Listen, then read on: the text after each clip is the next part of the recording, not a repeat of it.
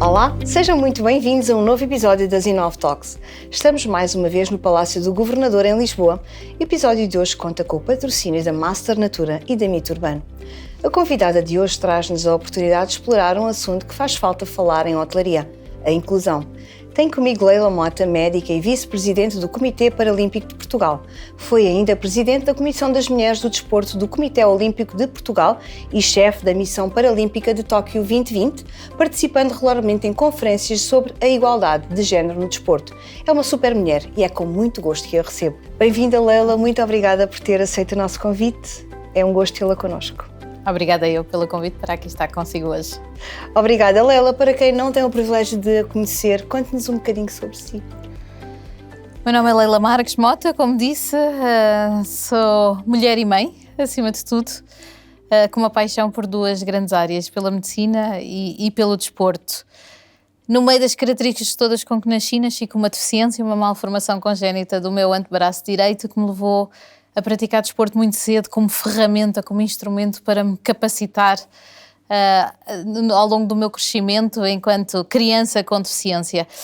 E foi no desporto que encontrei realização, felicidade, que conheci o mundo, que conheci pessoas extraordinárias e que pude também, através do desporto, contribuir também para outras pessoas com deficiência pudessem ter igualdade de oportunidades sempre que necessário, que se houvesse os ajustes necessários. Sou médica de profissão e, portanto, também a minha grande paixão a medicina, ajudar os outros também através da medicina e, claro, está ligada ao desporto através da medicina desportiva que também exerço. Muito bem, muito obrigada. E a Leila foi chefe da missão portuguesa dos Jogos Paralímpicos. Como é que foi essa aventura? Conte-nos um bocadinho sobre isso. Foi uma experiência extraordinária. Eu tive o privilégio de envergar as nossas cores nacionais em 4 Jogos Paralímpicos, para além de campeonatos do mundo, campeonatos da Europa, e na posição de atleta sente-se uma responsabilidade muito grande por termos a bandeira ao peito e, portanto, estarmos a representar os 11 milhões que cá ficam naquele momento é um sentido de responsabilidade muito grande. Mas a responsabilidade foi ainda maior em Tóquio. Na posição de chefe de missão, foi extraordinário poder estar junto dos atletas novamente, portanto a última vez que eu tinha estado em ambiente de jogos enquanto atleta tinha sido em 2008, mantive-me enquanto espectadora nas edições seguintes, mas voltar a estar com os atletas, treinadores, todos os outros agentes desportivos numa aldeia durante um mês foi um momento de reconciliar tudo aquilo que vivi enquanto atleta, mas ter a grande responsabilidade de ter que gerir 100 pessoas, de ir de encontro às necessidades destas 100 pessoas, garantir que todas as condições estavam asseguradas para que os nossos atletas pudessem ter o seu melhor desempenho e que nada lhes faltasse na hora de mostrarem aquilo que valem e valem muito. Eu ia perguntar precisamente como é que é a pressão de representar 11 milhões? O que é que se sente quando se vê a bandeira? É uma ansiedade grande, mas que estamos preparados para assumir. Quando participamos, por exemplo, nos Jogos Paralímpicos, temos muitos e muitos anos para trás. Não foi só aquele último ano, não foi só aquele ciclo de 4 anos. Temos muitos e muitos anos para trás de treino físico, mas sobretudo muito treino mental. E, por exemplo, eu que venho de uma modalidade que é uma modalidade muito monótona, muito fadigante, e a certa altura estamos mais cansados pela monotonia azul do fundo da piscina do que propriamente pelo esforço físico que estamos a fazer.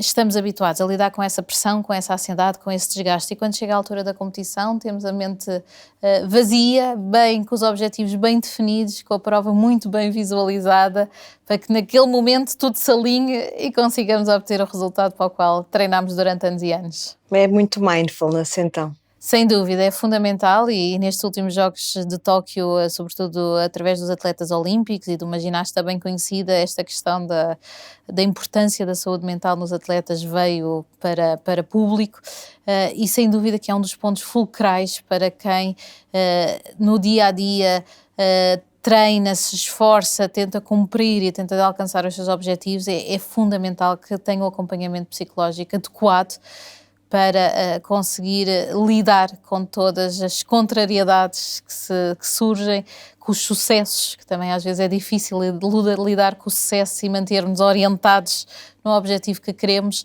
e, portanto, é fundamental esse ponto.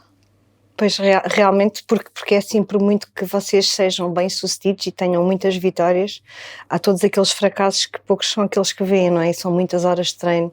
Portanto, a cabeça tem que estar tão forte como o resto do corpo, certo? Tem, sem dúvida que sim. Eu dou-lhe o meu exemplo, depois de muitos anos a treinar, os meus melhores Jogos Paralímpicos foram os de Atena 2004. E naqueles jogos a medalha escapou-me por 30 centésimas de segundo. E, portanto, como é que se aprende a relativizar 30 centésimos de segundo da nossa vida, que não é nada, mas que naquele momento foi o entre ganhar uma medalha e não ganhar uma medalha paralímpica. Mas a vida encarrega-nos de aprender a lidar com essas pressões, a perceber realmente o que é ainda mais importante do que 30 centésimos de segundo portanto, fazemos este percurso, este caminho enquanto atletas. E aquele estigma que ainda há nos dias de hoje associado ao atleta de alto rendimento, em que é alguém que apenas se dedica única e exclusivamente a treinar, não é de todo assim. Um atleta é uma pessoa extremamente metódica, organizada, que consegue transpor todas estas características para o resto da sua vida pessoal, extremamente focada e, portanto, numa altura em que falamos da dificuldade de acesso ao mercado de trabalho, e muito se fala nos atletas, e sobretudo quando falamos dos nossos atletas paralímpicos, não é? Se falamos no desemprego para as pessoas com deficiência, falamos de valores muito mais elevados. Claro. E, portanto, os nossos atletas são pessoas que realmente transpõem aquilo que aprendem no desporto para o resto da sua vida e, portanto, são uma mais-valia para qualquer empresa no seu pós-carreira desportiva e é isso que também tentamos trabalhar junto das empresas, esta nossa preocupação de passar esta imagem de eficiência dos nossos atletas. Imagino que sim, muito obrigada. A Leila costuma viajar com atletas paralímpicos. Como é que é esse desafio? Muito desafiante, não é? Apesar de cada vez mais as viagens, o turismo estar democratizado e mais acessível, ainda é muito desafiante viajar quando se trata de pessoas com deficiência ou com algum tipo de limitação. Dou-lhe o exemplo realmente para a missão para Tóquio. Tivemos que assegurar um sem número de questões para que realmente tudo fosse salvaguardado para os nossos atletas, sobretudo aqueles com mobilidade mais reduzida, mas também todas as outras deficiências têm as suas especificidades e as suas necessidades. E, portanto, nos dias de hoje ainda é preciso precaver e garantir e ter praticamente uma checklist que verificamos se efetivamente todos os locais para onde vamos têm as condições necessárias asseguradas e quando falamos dos nossos atletas falamos de todas as deficiências, deficiência sensorial, onde temos os nossos atletas surdo-olímpicos com a deficiência auditiva, os nossos atletas cegos da sua deficiência visual, o atleta com a deficiência motora, que aí sabemos sim as questões das barreiras físicas que são às vezes ainda difíceis de transpor em algumas situações, apesar do bom percurso que se tem vindo a fazer nesta área, da deficiência intelectual, onde também é preciso agilizar e trabalhar a informação de determinada forma para que esteja acessível também a estas pessoas com alguma limitação cognitiva. E, portanto, é um desafio, efetivamente, viajar com alguém com deficiência. Neste momento estamos a falar de uma checklist por atleta, completamente diferente. Quando falamos destes atletas de alto rendimento, e, por exemplo, no caso dos atletas que estiveram em Tóquio, são atletas de alto rendimento e, portanto, tem cada um deles o seu plano muito bem definido da sua preparação, bem como das suas necessidades.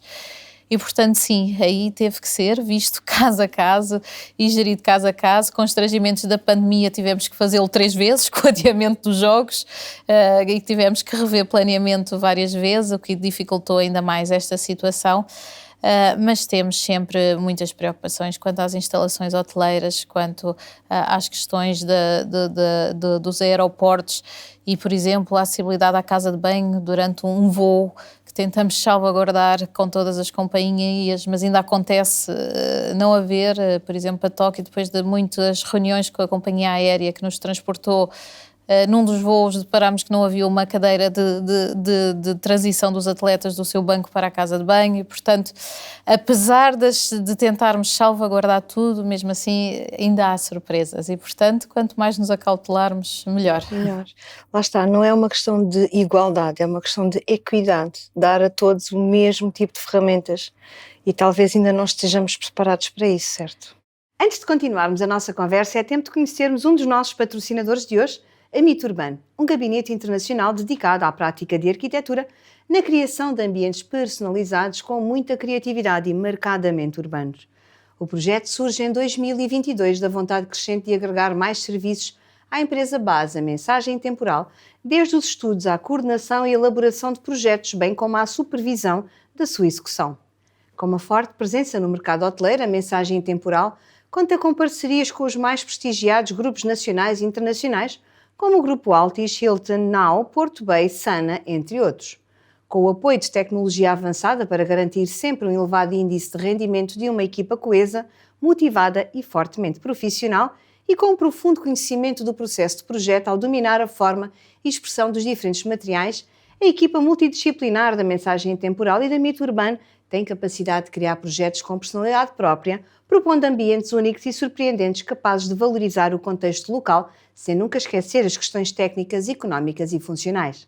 Conheça a Mito Urbano no Instagram em @mito_urbano_. Sem dúvida que sim, não é? Portanto, nós não podemos ter igual para todos. Cada um tem as suas necessidades específicas e é por aí que temos que ir ver a perspectiva daquele utilizador e o que é que poderá ser benéfico para aquele utilizador. Qual é a necessidade básica? Exatamente, e sabendo que se a maior parte, ou pelo menos as necessidades mais generalizadas estiverem precavidas, poderá facilitar qualquer pessoa, uma mãe com uma criança pequena em que se transporta a criança num carrinho de bebê, portanto se os acessos estiverem facilitados, não é só para a pessoa com deficiência ou para o idoso, claro, que tem mais dificuldade realmente em se locomover. Portanto, se todas essas questões forem asseguradas à partida, se é disponível para um, é disponível para o outro. E se me permite, quando falamos destas questões, há já programas específicos para a área do turismo, para estas pessoas com limitações, mas a perspectiva que nós temos ainda é que ainda estamos muito na fase da obrigação. E, portanto, não é uma obrigação, não tem que ser uma obrigação. Não é a possibilidade de tornar uma instalação hoteleira acessível a todos, vai trazer valor para essa instalação, vai trazer bem-estar e qualidade de vida ao seu utilizador e depois trata-se muito aqui da questão de a utilização alargada, ou seja, não nos adianta ter única e exclusivamente um quarto com casa de banho adaptada ou o quarto inteiramente adaptado, se depois o resto dos recursos não está igualmente. Depois não é possível ir ao pequeno almoço. Não, precisamos de uma rede que trabalhe em conjunto, em que em determinado local toda a rede de turismo se organize, trabalhe para que realmente os acessos depois ao teatro, ao cinema, à praia, tudo isso também esteja salvaguardado para que realmente seja uma experiência plena. Porque para senão todos. É sempre deficitária. Para todos, sem dúvida. Todos. Leila, como é que nós podemos ajudar? O que é que os atletas necessitam da parte dos hotéis? Eu sei que vocês precisam de qualquer patrocínio. Fale-nos um bocadinho sobre isso. Nós tínhamos até algum tempo uma cadeia hoteleira que nos apoiava, que era nosso parceiro, mas não sendo possível renovar essa parceria, temos realmente vindo a tentar encontrar outro parceiro. O que nós procuramos, no fundo, é alguém que se identifique com os nossos valores, com a excelência, com a equidade, com a preocupação com a equidade, e que nos possa ajudar em coisas tão simples como os nossos atletas precisam de um local extraordinário para dar uma entrevista, para fazer uma conferência de imprensa, e nós termos esse parceiro que nos fornece um espaço agradável, com as condições de acessibilidade, em que tudo está precavido para realmente podermos ter esse atleta, ou que nos ajudem a organizar uma reunião, ou que nos permitam instalar os atletas nas suas deslocações, nos seus trânsitos entre competições, estágios que eles estão constantemente em mobilidade.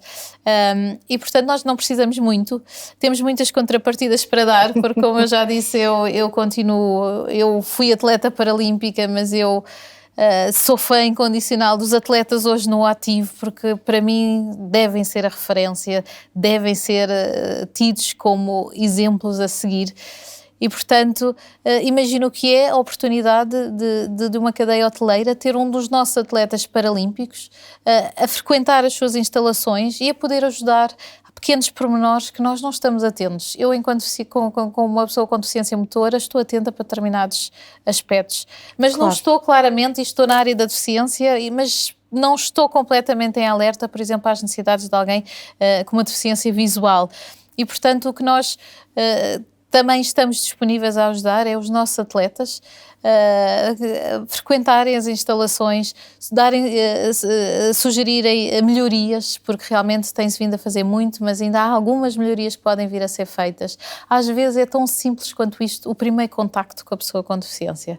O que nós não percebemos muito é que há muito boa vontade, as pessoas têm intenção de mudar, de ajudar, mas depois há esta grande barreira, que é o primeiro contacto com a pessoa com deficiência. Não sabem como abordar, não sabem como lidar, não sabem quais são os termos corretos a usar. E, portanto, não havendo esse treino ou esse primeiro contacto de ser alguém que está completamente confortável com a sua deficiência, até brinca com ela, porque nós dizemos que alguém está realmente confortável com a sua deficiência quando brinca com ela. Claro. Às vezes, entre atletas paralímpicos, há muita brincadeira e quem está de fora, às vezes, fica um bocadinho chocada, mas é a forma de se lidar com a deficiência.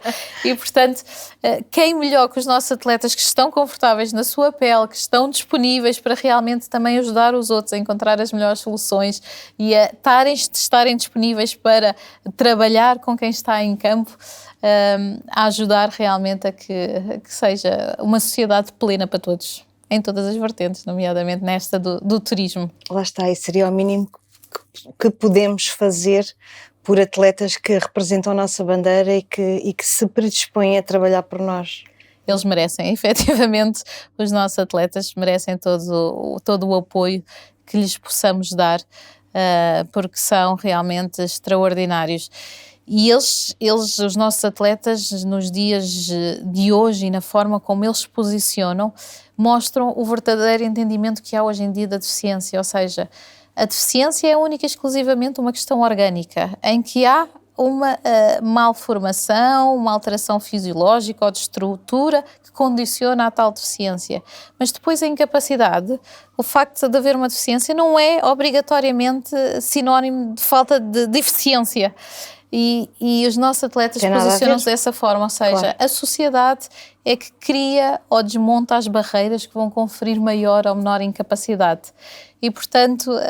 às vezes é só desconhecimento, Leila. É isso mesmo, é o conhecer esta realidade, perceber que não é assim tão difícil de abordar, de lidar, de encontrar as soluções adequadas, e é haver esse primeiro passo de vontade genuíno em querer realmente fazer a diferença para outros. A nível macro, obviamente que tem que haver as políticas que têm que ser implementadas, claro, monitorizadas, fiscalizadas, mas depois é preciso que a nível micro haja efetivamente a vontade de implementá-las, como não por uma obrigatoriedade, mas por criação de valor para uma sociedade mais plena e justa para todos.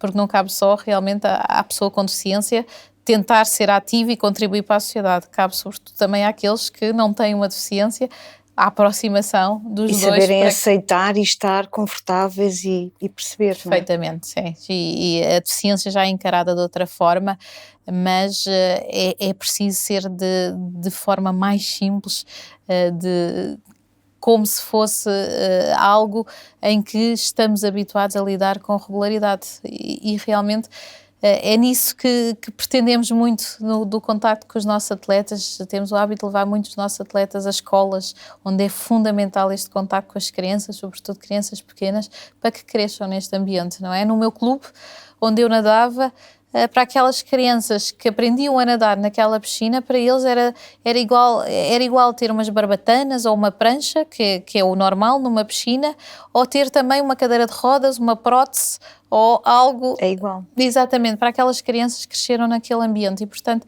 é essa normalidade que temos que construir. Mas para aquelas crianças, quem é um atleta é sempre um super-homem, independentemente do que estiver por trás, certo? Sem dúvida, sim, não é? Olharmos para alguém que é a nossa referência e que percebemos que admiramos e que gostaríamos de também ter um pouco daquela capacidade, realmente são os nossos super-heróis. Mas depois com os nossos atletas ainda é mais extraordinário, mas depois nós chegamos ao ponto que também estamos numa fase em que, sim senhora, são os super-heróis, mas queremos desmistificar esta capa do super-herói, porque são pessoas plenas de direito e que só querem realmente ter a igualdade de oportunidades. Nós só queremos conseguir realmente ter as mesmas oportunidades de podermos ter uma vida plena. Antes de passarmos à próxima questão, é tempo de conhecermos a Master Natura, criada em 2008 com sede em Lagoa, no Algarve. A Master Natura dedica-se ao planeamento, construção e manutenção de jardins, bem como à comercialização de plantas e instalação de sistemas de rega, sempre com um compromisso sério com a qualidade e a inovação. Para além da construção de jardins, dispõe ainda de parcerias técnicas especializadas que permitem atender a situações mais complexas ou delicadas, como o diagnóstico e a cirurgia de árvores ornamentais, perfurações e instalações hidráulicas, bem como piscinas, parques infantis, pavimentos sintéticos em deco ou betão poroso e ainda outras construções em madeira ou projetos com instalação de iluminação. Resumindo, podemos dizer que encontra na Master Natura o parceiro ideal para a gestão e manutenção dos seus espaços exteriores, pelo que o convidamos a visitar masternatura.pt para conhecer todos os seus serviços. Falando um bocadinho de igualdade, a Leila foi nomeada coordenadora para a igualdade de género no desporto. O que é que nos pode falar sobre isso? Nos últimos 6 meses estive como coordenadora do grupo de trabalho para a criação da proposta do Plano Nacional para a Igualdade de Género no desporto. É uma área que é muito, muito cara, porque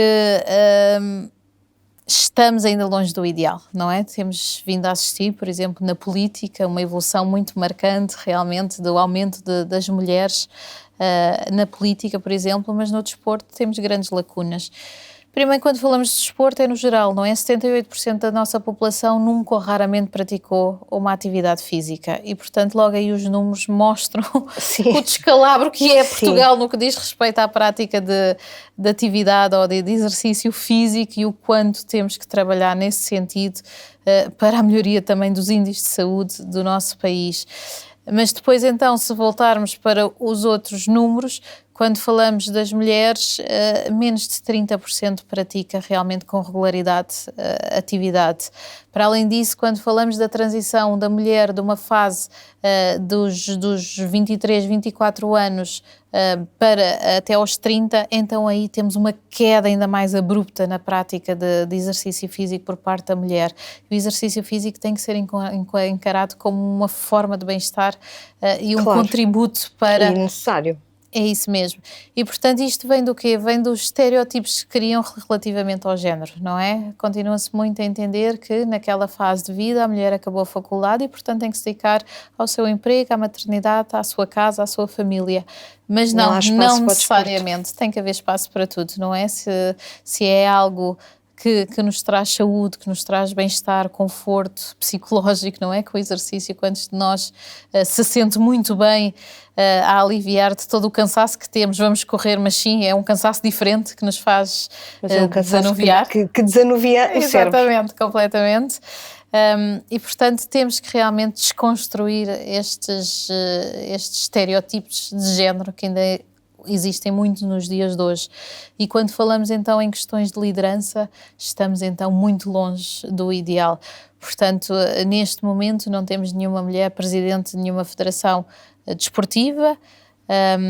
Em cargos de decisão são muito, muito reduzidos os números, menos de 20%, e se não tivermos as mulheres à mesa nas questões do desporto para poderem puxar pelas políticas de igualdade de género, mais dificilmente lá chegaremos. Claro. E temos que ter os homens como aliados. Os homens são fundamentais nesta situação para realmente podermos evoluir neste aspecto. E posto isto, estive a coordenar o grupo de trabalho, que foi muito proveitoso, muito aprendemos todos uns com os outros relativamente a este tema, peço desculpa, mas julgo que chegámos a um bom porto, conseguimos chegar a consenso quanto às propostas a apresentar, onde, por exemplo, protegemos a gravidez, a mulher grávida, o seu retorno à prática desportiva no pós-parto, o tempo necessário para que realmente a mulher possa voltar a render nos níveis previamente à sua gravidez.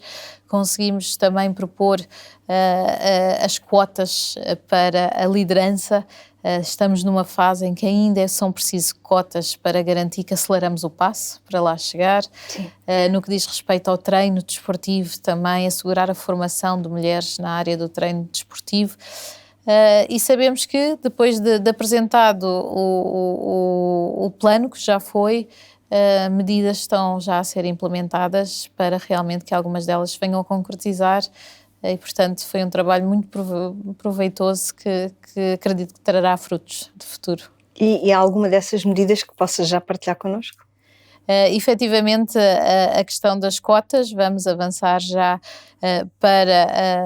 propusemos avançar para 20% de mulheres nos órgãos de comissão executiva de todas as entidades desportivas que tenham estatuto de utilidade pública, garantir, e isto a curto prazo, 2025, e depois a longo prazo, então, chegarmos aos 30-70 e futuramente aos 60-40, que é aí sim que se entende que há este balanço de género que se pretende. A questão realmente de salvaguardar o vencimento da mulher grávida, como dizia, portanto, neste momento, uma mulher que não tenha um contrato de trabalho, por exemplo, dou-lhe um exemplo, as atletas que neste momento estão num projeto olímpico ou num projeto paralímpico, estão salvaguardadas em caso de haver uma gravidez, desde que essa gravidez não impeça a prática, a participação nos Jogos Olímpicos ou nos Jogos Paralímpicos. Se essa gravidez vier a inviabilizar, automaticamente essa atleta sai do projeto e não pode ser. Temos realmente aqui uma componente social muito importante, não é? Esta mulher não pode ser descartada desta forma e temos que manter os meios de subsistência necessários para que esta mulher tenha uma gravidez tranquila e possa depois retornar ao desporto, que é o que pretendemos, que não abandone a sua prática desportiva como tantas outras depois da maternidade. E, portanto, eu acredito que lá chegaremos. E mais importante ainda é quando falamos de mulheres com outras fragilidades, não é? Eu cresci enquanto mulher com deficiência e isso colocou-me perante algumas situações realmente mais difíceis. Sabemos que, por exemplo, no que diz respeito à violência no desporto, quando falamos de mulheres, os valores ainda são altos e, portanto, a evicção completa ainda está longe de acontecer, mas é por isso que se batalha pela evicção completa da violência de género no desporto. Mas se falarmos então de uma mulher com deficiência, sobretudo deficiência intelectual, os números sobem ainda muito mais. E, portanto, têm que ser criados todos os mecanismos de safeguarding para que possamos trazer as mulheres, sobretudo aquelas em que as fragilidades se cruzam, como por exemplo agora temos tantos migrantes e é importante que também possamos trazer essas mulheres de forma segura e que encontrem, por exemplo, no desporto um porto seguro para crescerem, raparigas para crescerem de forma saudável e capacitadas. Tão bom. Leila, e todos estes atletas são clientes de hotéis? Têm o mesmo direito de viajar que os outros, têm o mesmo direito a ter exatamente os mesmos serviços. O que é que precisamos, enquanto hoteleira, pergunto, o que é que nós precisamos de ter para dar o mesmo tipo de tratamento a uns que damos a outros? Como é que nós nos preparamos melhor? Exato. Nos preparamos melhor. Todos estes atletas viajam muito, quer seja através da sua atividade esportiva, quer por aquilo que cada vez mais se preza na deficiência, que é a qualidade de vida para nós, pessoas com deficiência, não é? Portanto, a questão da sobrevivência há muito que já lá vai, no que diz respeito às pessoas com deficiência. Portanto, quer-se também qualidade de vida e o turismo e o lazer faz claramente parte disso. E, portanto, o que é fundamental? Realmente que haja uma comunicação clara, primeiro que tudo. Efetivamente, quando alguém com deficiência tenta viajar, a primeira preocupação que tem é perceber se as instalações estão salvaguardadas para as suas necessidades ou não. E às vezes a comunicação não é tão clara, portanto, de deixar-se bem patente quem é que conseguimos receber e não conseguem receber e, portanto, espelhar isso na vossa apresentação é fundamental. Depois são todas aquelas questões realmente da acessibilidade, da forma de comunicação, por exemplo, para a pessoa com deficiência visual, não é? Que muitas vezes não há os menus em braille adaptados.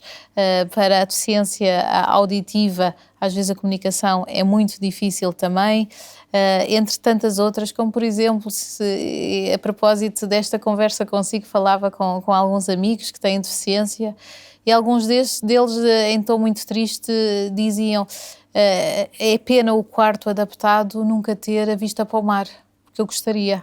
E, portanto, não pode ser visto como uma obrigatoriedade, mas claro, querer prestar igualmente um serviço de qualidade a pessoas com deficiência. E tantos pormenores, não é? Que podemos falar. Ainda no outro dia chegava também com um atleta a um hotel, e se aquele atleta estivesse sozinho naquele dia, havia uma rampa efetivamente para subir, mas depois a campainha estava a uma altura muito elevada para quem está em cadeira de rodas, portanto há a rampa, mas a campainha estava lá em cima. E portanto há pequenos pormenores que têm que ser trabalhados, como o bem adaptado, não é? Temos realmente os polibans, temos as cadeiras, às vezes existem, às vezes vai-se buscar a cadeira do jardim, não é? Que não é, em termos de segurança, o ideal, mas depois a posição do chuveiro está lá muito em cima, para quem está sentado, e portanto são todos esses pormenores que têm que ser precavidos, mas há claramente vontade, às vezes é realmente os detalhes nesta altura que já fazem muita diferença para que quem tem deficiência possa, de forma autónoma, sentir-se segura e feliz na utilização realmente das instalações e de forma plena, como dizia há pouco, não é? É importante que possam aceder à piscina, ao spa, ao bar, ao elevador. Tudo. Como dizia no outro dia, da questão dos números estarem na vertical. Temos uma atleta que temos sempre a preocupação de baixa estatura, que essa atleta sempre que viaja, a preocupação é ficar nos andares de baixo, porque a forma como é posicionado no elevador os andares, se ela ficar nos elevadores cimeiros, ela não chega aos botões cimeiros para carregar para o seu quarto, portanto ela tem que ficar no quarto dos pisos inferiores e, portanto, bastava um posicionamento diferente dos botões na horizontal, que já toda a gente lá chega. De pé ou sentado, toda a gente lá chega. E, portanto, neste momento são pequenos detalhes. É realmente tentarmos encontrar, obviamente que não podíamos salvaguardar todas as necessidades, mas tentar perceber quais são aquelas com mais frequência existem e de que forma é que se consegue realmente encontrar as soluções e esse primeiro contacto. Eu julgo que é também um dos aspectos fundamentais é a formação de quem está a trabalhar em turismo, quem está a trabalhar num hotel. Dou exemplo, sempre que vou à Madeira, não é? Tem hotéis fantásticos e, por exemplo, nós temos com muita regularidade o Campeonato da Europa e do Mundo na Madeira, porque tem uma piscina extraordinária, que é a piscina da Penteada, e tem todas as instalações hoteleiras em que nos permite receber os atletas de toda a parte do mundo, onde se consegue alojar os atletas com facilidade. Mas a questão da deficiência não é tão trabalhada na ilha e, portanto, eu que estou muito bem capacitada, já me fui muitas vezes confrontada com comentários que não são os mais apropriados para quem tem uma deficiência e que faz por transpor todas as dificuldades no dia-a-dia. Portanto, a formação de como gerir a deficiência, de como abordar, porque é através também desse contacto profissional que depois também se vai transpor para outras áreas. E o saber ajudar, não é? Temos situações, por exemplo, de atletas em que eles próprios preferem fazer sozinho a sua deslocação, por exemplo, na cadeira, transpor um passeio ou um degrau, eles preferem transpor sozinhos porque muitas vezes eles têm medo de quem vai ajudar não sabe como ajudar. E, portanto, isso tudo se treina, não é? Se tivermos com alguém com deficiência visual, podemos ajudar a guiar essa pessoa. Temos é que saber como, não podemos invadir o espaço da pessoa ao pôr-lhe o braço por dentro, não. Temos que dar a indicação que estamos ali disponível e a pessoa agarra, se quiser, o nosso braço. São estes pequenos truques que, treinados e trabalhados, fazem com que a pessoa se sinta acolhida, faz com que a pessoa se sinta valorizada. Sim, que há ali espaço para elas e que tem tanta importância como qualquer outro cliente naquele espaço. E vai trazer essa pessoa vai recomendar outros tantos amigos, com deficiência ou não, porque teve uma experiência proveitosa e feliz nesse espaço. Acredito que ainda temos muito para fazer, Leila, e acredito que a formação é o caminho para o fazer. Portanto, agradeço muito, muito, muito o seu testemunho. Obrigada. Obrigada. E por hoje ficamos por aqui na esperança que este episódio motive a implementação das mudanças que os tempos que vivemos exigem. Muito obrigada, Leila, pela partilha. As InnovTalks são um projeto IT Base Wear Guest, hoje com o apoio do Palácio do Governador e patrocinado pela Master Natura e Mito Urbano.